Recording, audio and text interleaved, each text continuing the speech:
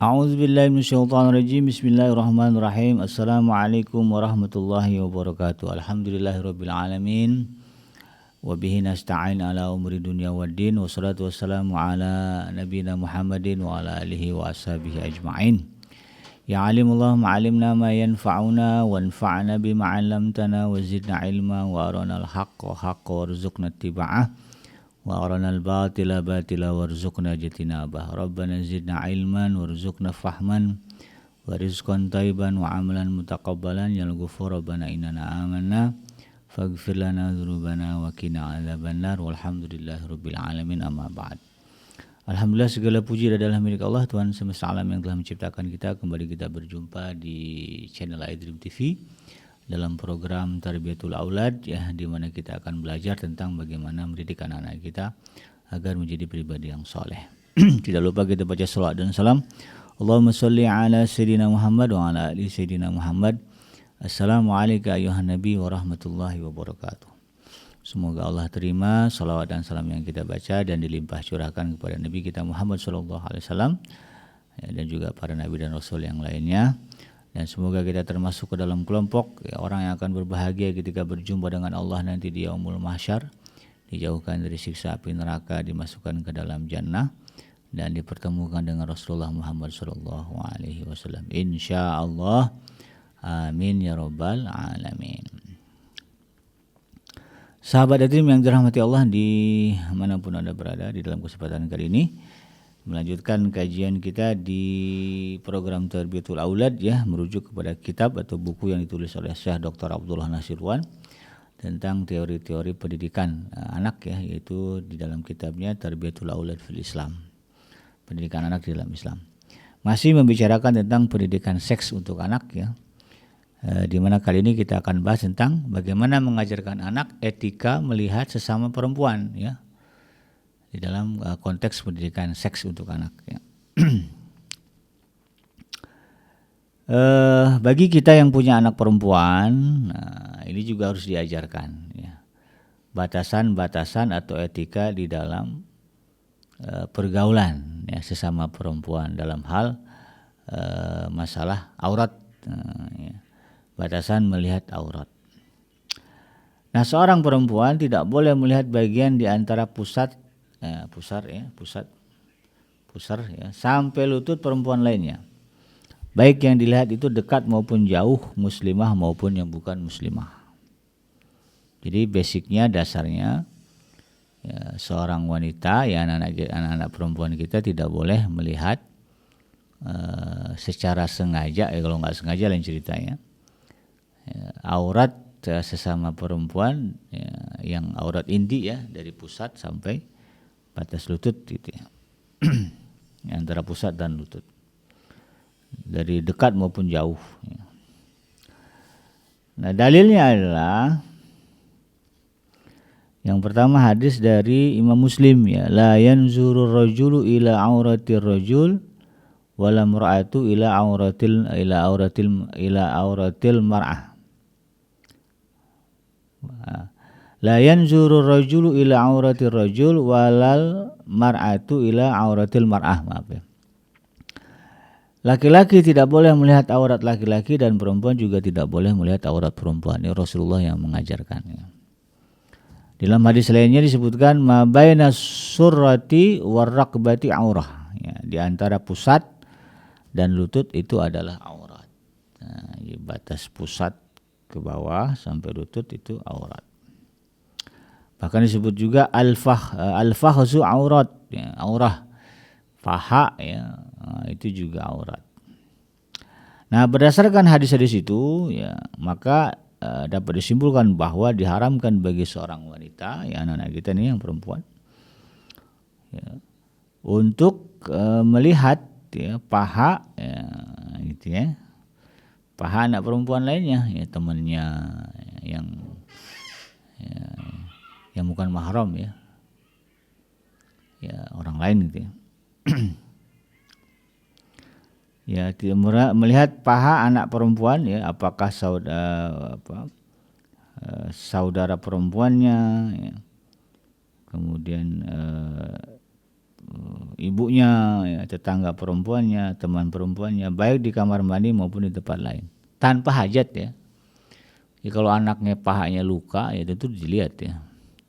Tapi kalau tidak ada hajat apa-apa, sengaja-sengaja gitu kan, iseng aja gitu ya, kemudian melihat ya, memandang ya dari pusar sampai bawah itu, berlutut, itu tidak dibolehkan.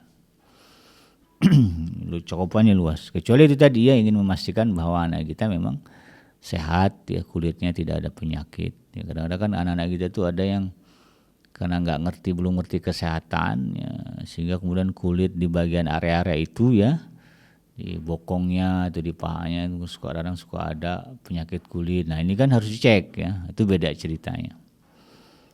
Tapi kalau nggak ada hajat itu ya tidak boleh.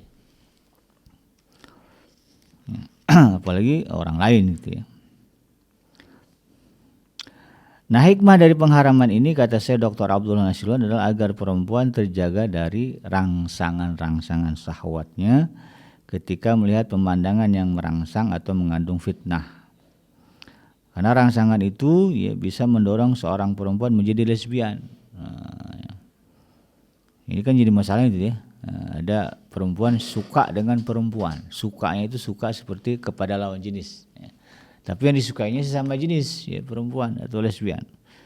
Nah, jadi untuk mencegah ya, anak perempuan kita menjadi lesbian, nah itu juga harus dibatasi ya.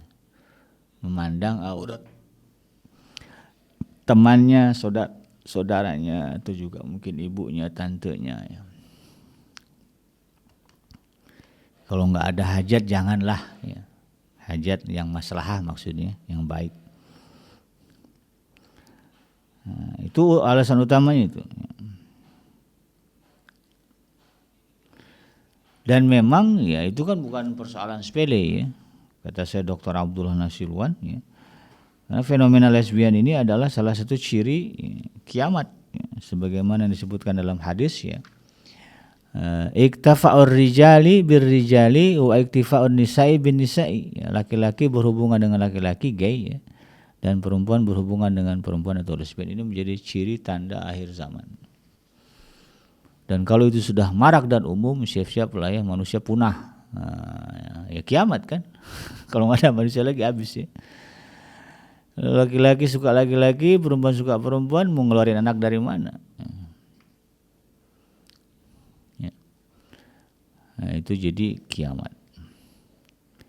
Nah, maka bagi muslimah jauhilah melihat aurat perempuan lain dan laki-laki yang sangat bagi laki-laki yang sangat perhatian kepada keluarganya, agar tidak kemudian mengizinkan istri dan anak-anak perempuannya untuk pergi ke pemandian umum. Kalau di negara Turki misalnya itu lazim itu ada pemandian umum.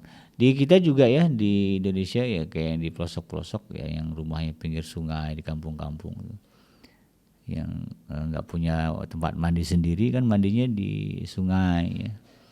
Saya ingat banget dulu zaman saya kecil-kecil ya di Bogor itu ya, di daerah Kebon Pala apa ya. Itu kan rumahnya padat ya. Di zaman saya kecil-kecil itu jarang orang yang punya kamar mandi sendiri. Nah, itu biasanya ada pemandian umum di lembah karena airnya turun dari mata air di atas bukit ya, ngocor ke bawah.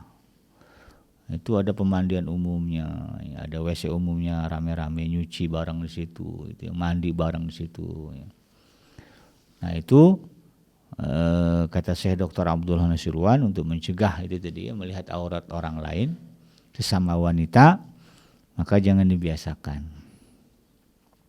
Ya. Karena memang umumnya ya di tempat begitu kan aurat tersingkap. Ya. Nah. Dan Rasulullah SAW, kata saya Dr. Abdullah Nasirullah, melarang hal itu ya, sebagaimana disebutkan dalam satu hadis diriwayatkan oleh Imam An-Nasai, Imam At-Tirmizi dan juga Al-Hakim ya. Man kana yu'minu billahi wal yaumil akhir fala yudkhil khalilatahu zaujatuhu al-hammah fala yadkhulil khalilatahu al-hammam ya. Au zaujatahu al-hammam. Siapa yang beriman kepada Allah dan hari akhir, maka janganlah biarkan istrinya masuk ke pemandian umum. Nah, kalau sekarang mungkin kolam renang gitu ya. Kolam renang umum gitu ya. Sebetulnya kalau kolam renang poinnya lebih kepada cara berpakaian. Ya, kalau memang kan berenang juga sunnah Nabi gitu ya. Nah, kalau istri kita mau berenang kan di situ ada, kalau di kompleks saya itu ada khusus ya hari untuk kaum perempuan. Ya silakan gitu kan, tapi kemudian jaga jangan sampai aurat terlihat. Baju renangnya baju renang muslimah. Atau kalau nggak mau pusing bikin aja kolam renang di rumah. Bikin kolam renang di rumah ya. 3 kali 4 meter lumayan lah ya, atau 2 kali 4 meter lumayan ya. Bikin rumah di rumah buat istri anak dan anak-anak kita. Itu lebih aman. Abi Kenji ini kayak banyak duit aja, mintalah kepada Allah, ya Allah saya nggak mau istri saya anak saya perempuan mandi di tempat kolam renang umum. Ya. Berilah saya rezeki ya Allah, ya biar bisa bikin kolam renang sendiri. Ya, begitu doanya. Ya. Bisa, yakinlah, yakin. Ya, saya begitu. Ya kalau mau berenang di tempat sendiri aja.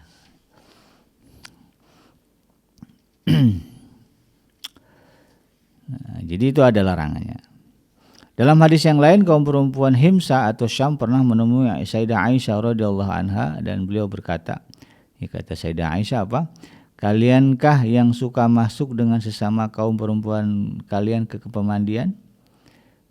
Aku mendengar Rasulullah sallallahu alaihi wasallam bersabda, ma min imra'atin tad'u siyabaha fi ghairi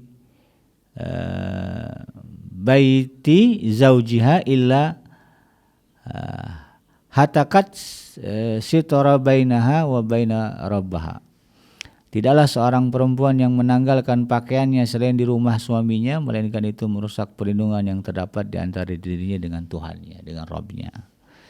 Jadi intinya Rasulullah nggak suka atau melarang ya kaum perempuan untuk kemudian sering atau datang ke pemandian umum lalu kemudian yang menampakkan auratnya. Apalagi kalau terbuka ya sungai. Di kampung-kampung kan begitu ya, di film-film gitu ya.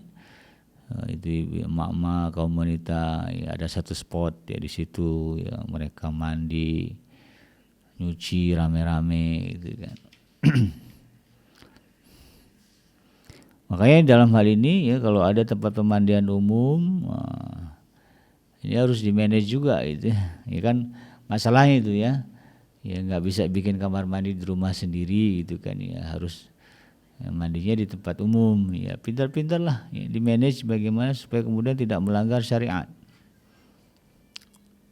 Tapi susah juga gitu. Ya, mintalah kepada Allah agar kemudian bisa bikin kamar mandi sendiri ya, jadi nggak mandi di tempat umum. Bisa Allah maha kaya ya, asal kita yakin aja. Rasulullah SAW juga pernah bersabda, satuftahu alaikum aradul ajam wa satajiduna fiha buyutan yuqalu lahal hammamat fala yadkhuluha ar-rijalu illa biizarin wa amna'uha an-nisa illa maridatan aw nufusa. Akan dibukakan bagi kalian tanah azam, ya tanah orang asing selain Arab, dan kalian akan mendapatkan di sana rumah-rumah yang disebut tempat pemandian. Maka janganlah kaum laki-laki memasukinya kecuali dengan kain sarung, dengan berkain sarung ya, dan laranglah kaum perempuannya untuk memasukinya kecuali yang sedang sakit atau nifas. Ya, di Arab tidak ada pemandian umum gitu kan. Nah, tapi ketika Islam sudah menyebar, orang Islam baru tahu, oh ada pemandian umum. Nah, di Turki itu banyak ya. Maka kata Rasulullah, ya, kalau nggak kepaksa banget ya, kalau nggak memang urgent banget, jangan pergilah. Nah, yang perempuan gitu ya, memang ya nggak ada tempat lagi adanya itu gitu. Nah, itu kan udah urgent ceritanya. Kalau nggak urgent banget jangan. Ya, jangan pergi ke tempat pemandian umum. Ya, memang ini ya harus dipahami ya bagian dari budayanya begitu ya. Ada budaya-budaya masyarakat yang kemudian ya, membuka tempat pemandian umum ya, atau adanya pemandian umum. Yang baiknya gimana? Ya kita bikin pemandian pribadi lah ya, yang kamar mandi lah. Makanya nanti para suami ya, para calon ayah ya, yang apa istilahnya, yang sekarang sedang berusaha mencari pasangan dan akan menikah, ya pikirin juga nanti kalau beli rumah ya, atau kalau mau menyiapkan rumah untuk istri kita, untuk anak-anak kita, ya rumah yang betul-betul lengkap fasilitasnya. Ya termasuk di situ ada tempat berenang ya, atau yakuza ya, tempat berendam gitu ya. Bagus itu. Niatkan karena Allah, ya Allah saya kalau mau nikah saya mau berikan saya rezeki bisa bangun rumah yang di dalamnya ya layak ya untuk keluarga ya. Kalau mandi nggak perlu ke pemandian umum ya, kalau mau berendam ada tempat berendamnya ya, minta kepada Allah. Dan itu menjadi motivasi di dalam mencari nafkah. Ya. Jadi maslahah itu ya, baik jadinya. Nah itulah sahabat Dream ya, terkait dengan etika ya, perempuan melihat sesama perempuan, atau etika melihat sesama perempuan dalam pendidikan seks untuk anak, yang tujuannya lebih kepada mencegah ya, jangan sampai anak-anak kita yang perempuan kemudian terjangkit ya penyakit lesbian ya, penyakit mencintai atau menyukai sesama jenis ya, perempuan, karena itu menjadi tanda ya akhir zaman. Yang benar datangnya dari Allah Subhanahu wa taala, dan yang salah semata-mata lahir dari kealfaan dan kegelapan saya pribadi. Saya bikin pamit nur. Hasbiyallahu la ilaha illahu alaihi tawakkaltu wa huwa rabbul arsyil azim. Subhanaka Allahumma rabbana wa bihamdika asyhadu an la ilaha illa anta astaghfiruka wa atubu ilaik. Walhamdulillahirabbil alamin. Wassalamualaikum warahmatullahi wabarakatuh.